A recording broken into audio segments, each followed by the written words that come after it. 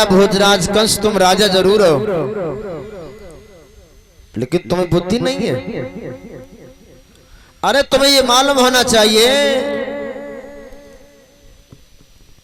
यमुना के किनारे है काली देह, और काली देह में रहता है कालिया नाग। उसी काली देह में कमल पुष्प हैं। अपने यहां धनुष की करो, नंद बाबा से कमल पुष्प मंगवाओ।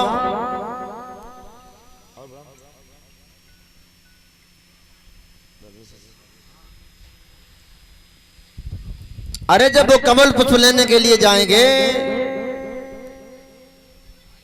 कालिया नाग डस लेगा, सर्प भी मर जाएगा, लाठी भी नहीं टूटेगी।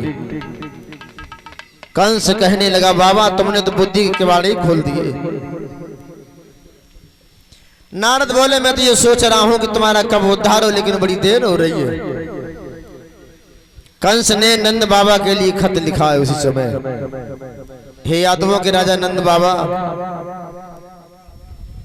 तुम्हारे समीप में जो काली देह है उस काली देह में कमल पुष्प हैं। हम अपने यहाँ धनुष करने के लिए कर रहे हैं, हमें थोड़े कमल पुष्पों की जरूरत है। किसमें? धनुष यज्ञ में। अगर कमल पुष्प हमारी कचहरी में नहीं आए तो सब यादवों को जेल में डाल दिया जाएगा। सवेरे सवेरे एक ही निकाल करके काट करके रांध करके खाया जाएगा। नीचे लिख दिया भोजराज कंस। तो पत्र लिया, नंद बाबा के छोटे भाई थे जिनका नाम था अक्रूर, उनको दे दिया। चले जा वृंदावन में। चाचा अक्रूर सोचने लगे अगर जाते नहीं तो भोजराज कंस मार देगा, और ये अगर खत लेकर जाता हूं तो भतीजे मारे जाते हैं। चले हैं चाचा अक्रूर वृंदावन की तरफ। यमुना में स्नान किया है चाचा अक्रूर ने, और जैसे ही वृंदावन में प्रवेश किया, नंद बाबा ने जब अपने छोटे भाई अक्रूर को आता हुआ देखा तो भाग खड़े हुए। दोनों भाई गले मिले, और देखिए भाई भाई का प्यार मेरे भाइयों बड़ा अच्छा होता है। जब बिछड़ा भाई भाई से मिलता है तो उस समय का दृश्य थोड़ा अलग होता है। घर लाए हैं, नंद बाबा ने अपने भैया अक्रूर को जलपान कराया और एक बात पूछी, कहिए भैया मथुरा में कैसे रह रहे हैं आप? जवाब दिया, जैसे 32 दांतों के बीच में जीभ रहती है वैसे ही हम रह रहे हैं। रात भर विश्राम किया है चाचा अक्रूर ने। सवेरा हुआ दिशा मैदान गए। दिशा मैदान जाने के बाद स्नान ध्यान किया तो वही खत निकाला, नंद बाबा को दे दिया। नंद बाबा ने जैसे खत पढ़ा तो खत पढ़ते पढ़ते नंद बाबा की आंखों में आंसू आ गए। यशोदा मैया ने देख लिया कि भैया आए हैं, देवर आए हैं, लेकिन ये रो क्यों रहे हैं? तो यशोदा मैया ने पूछ लिया क्यों रो रहे हो कान्हा के पापा, क्या हुआ? तो नंद बाबा रो करके बोले, हे प्यारी यशोदा, अगर मैंने तुझे बता दिया तो तू भी रोएगी। क्या हुआ? बोले हैं नंद बाबा, अरे काली देश कंस ने भूलहाए मंगवाए,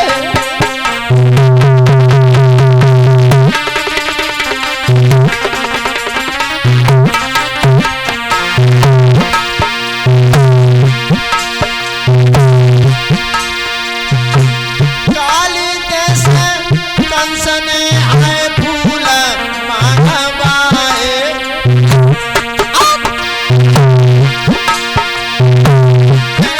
नदी धमकी रे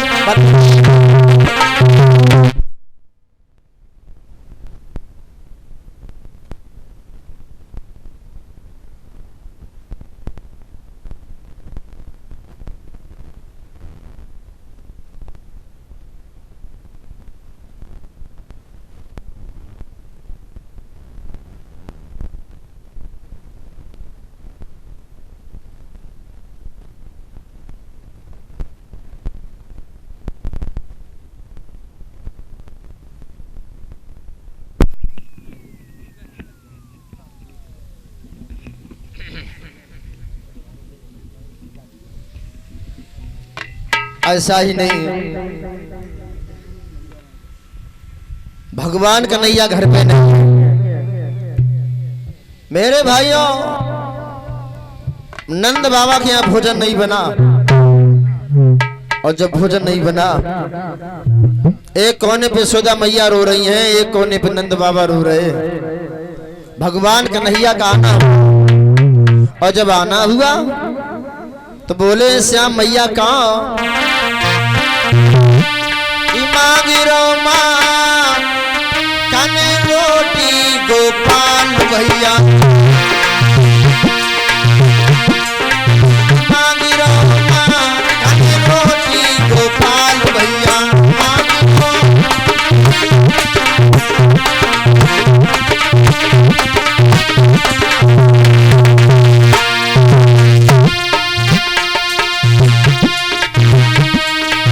यशोदा बैठी आंगन में रोवे, हाय आंगन में रोवे, कपड़े मोटी मोटी गोपाल भैया,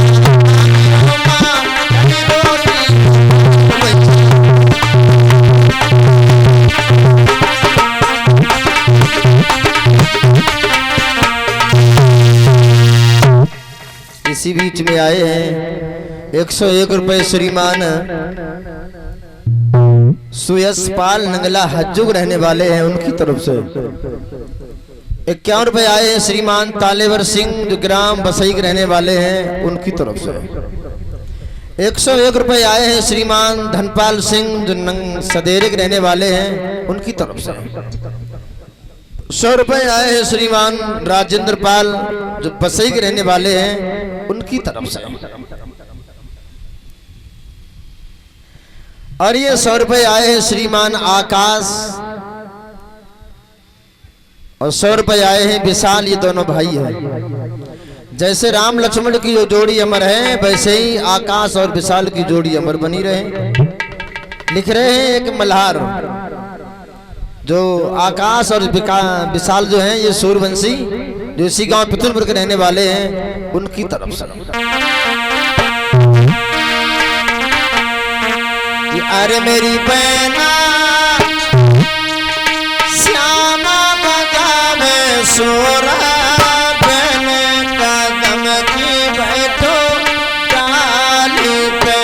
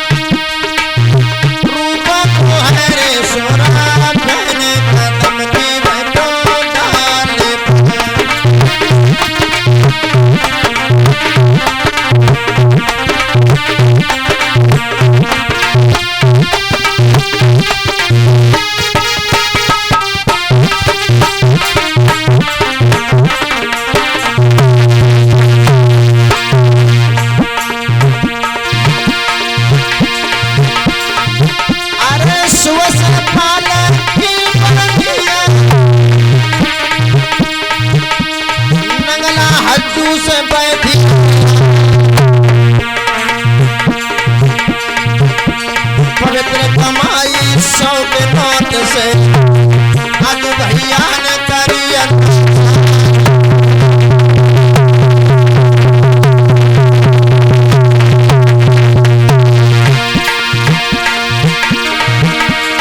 अरे तोले बरनी ताले बरकी ग्राम सही से बैठी रुपया 50 पवित्र कमाई आज तूफानी करी अनोचा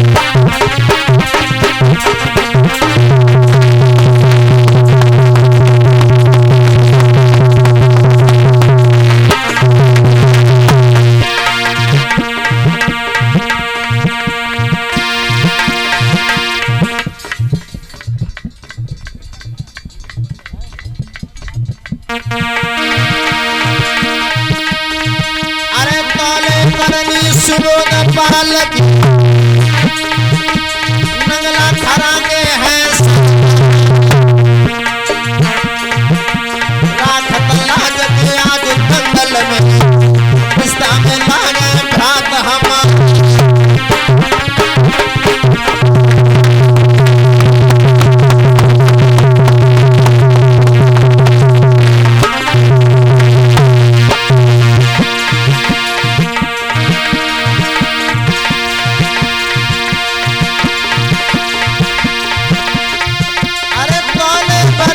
भैया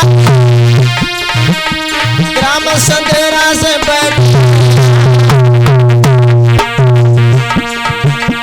पवित्र कमाई 100 के नोट से मेरे बाजा पे करिया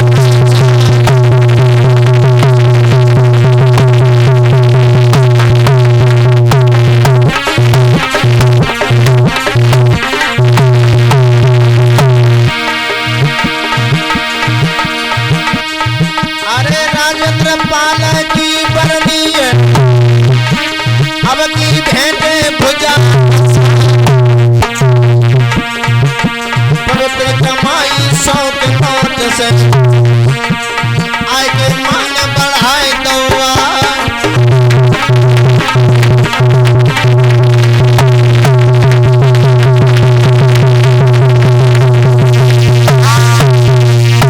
बोलिए गोविंद भगवान की। भगवान ने जवाब दिया मैया कहा